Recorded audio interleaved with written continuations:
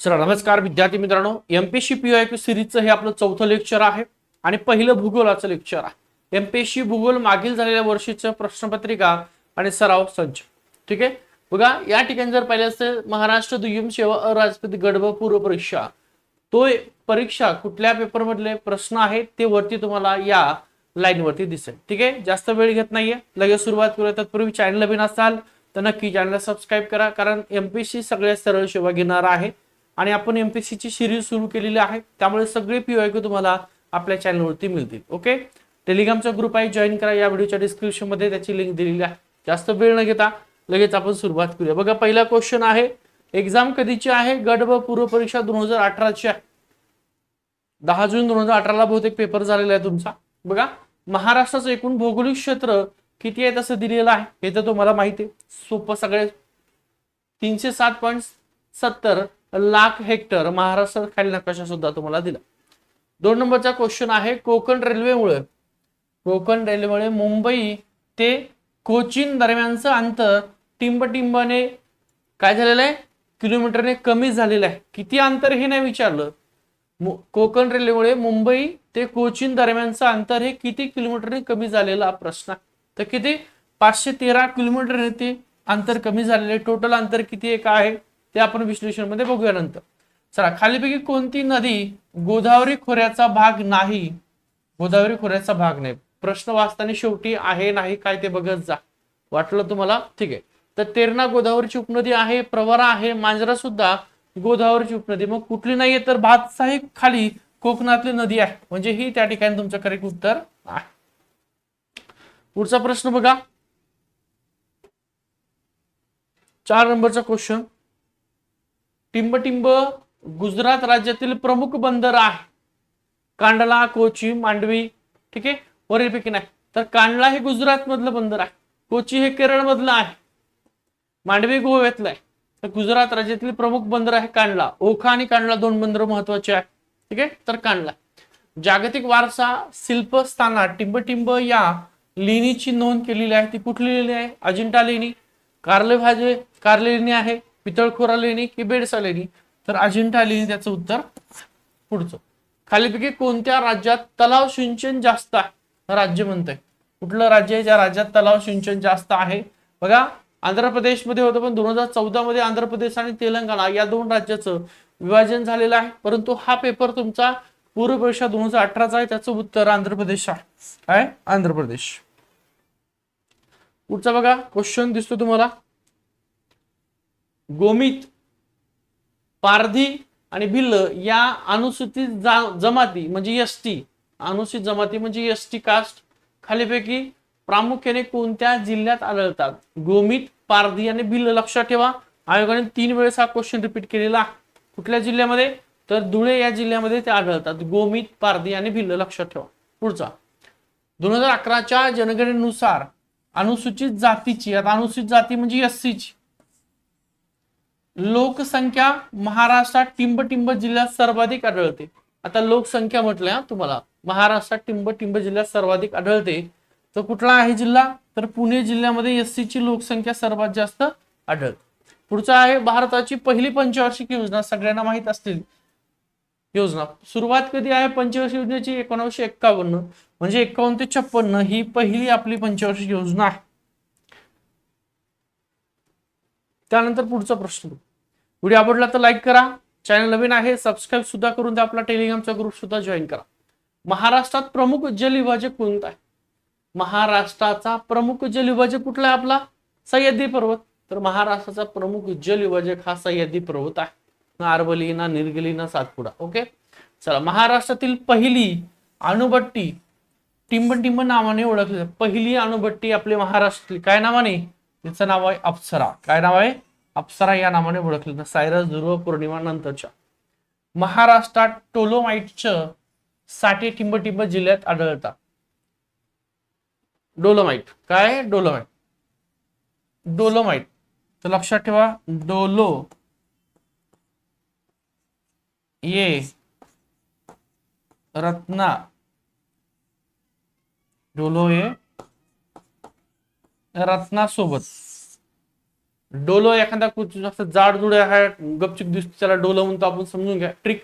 डोलो ये रत्नासोबत किंवा डोलो रत्नासोबत ये, असं काहीतरी ट्रिक बनवा. डोलो ये रत्नासोबत. यवतमाळ आणि रत्नागिरी या ठिकाणी डोलोमाइट आहे, लक्षात ठेव. पुढचा प्रश्न,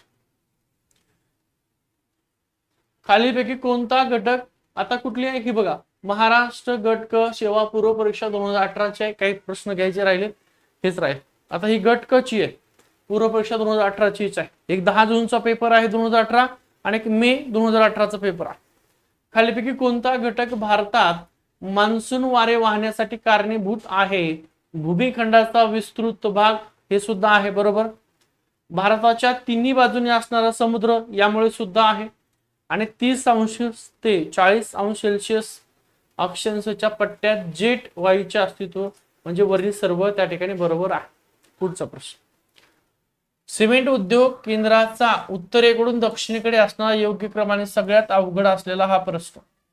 सगळ्यात अवघड 100% माहिती असल्या पाहिजे किंवा राज्याशी तयारी करणारे जे भारताच्या इतिहासाविषयी माहिती आहे तर ते 100% देऊ शकतात, पण सरासरी सगळ्यांना तुक्का लावून मारलेला हा प्रश्न आहे. ठीक आहे, तर दालमिया, दात्री, खेतडी, सवाई माधेपुर आणि चित्तोडगड या प्रकारे त्याचं उत्तर आहे. 4, न्यूनमती तेल कारखाना कोणत्या राज्यात आहे? बघा, दिग्बोई हा आसाम मधला आहे आणि हा सुद्धा न्यूनमती सुद्धा कुठला आहे? आसाम मधलाच आहे. काय? तेल कारखाना.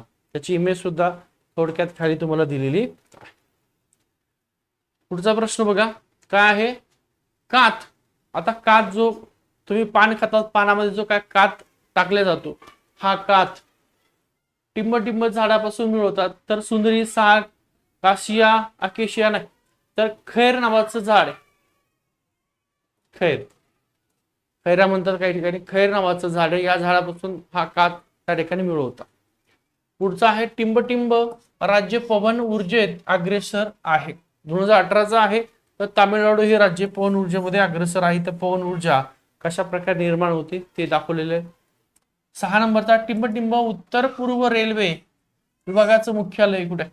आता रेल्वेचं जे काय मुख्यालय आहे ते पाठच करा आणि तुम्ही जिथं बसतात तिथं ते लिहून ठेवा, कारण एमपीसी पूर्व परीक्षेला एक प्रश्न याच्यावरती असतो. तर उत्तर पूर्व रेल्वेचं मुख्यालय कुठे? गोरखपूर या ठिकाणी. पर्याय क्रमांक 4. ओके, त्यानंतर बघा पुढचा प्रश्न आहे, विक्रीकर विभागातील कर सहाय्यक गट क पूर्व परीक्षा 2017चा प्रश्न आहे. गट क चा कधीचा आहे? गट क पूर्व परीक्षा 2017चा प्रश्न आहे. भूगोलाचे 6 क्वेश्चन यातले बी. भारतातील पहिली रेल्वे टिंब ते या ठिकाणी धावली. सगळ्यात सोपा प्रश्न. कुठे रे बाबा? मुंबई ते ठाणे पहिली रेल्वे.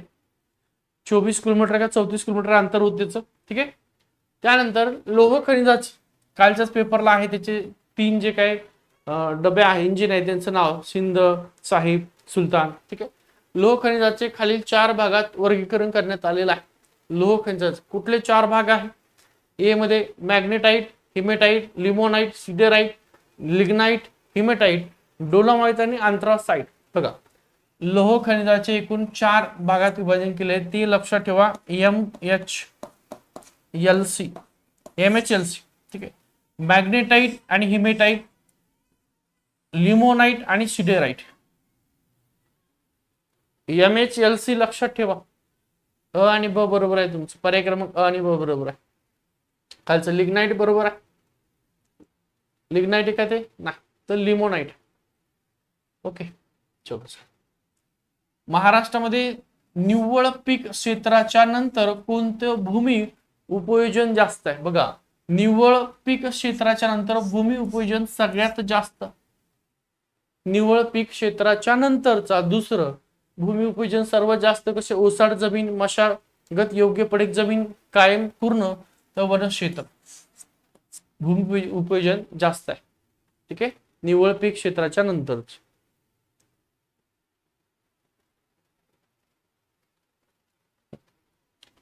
पुढचं बघा, जोड्या लावामध्ये सोप्पा दिलाय.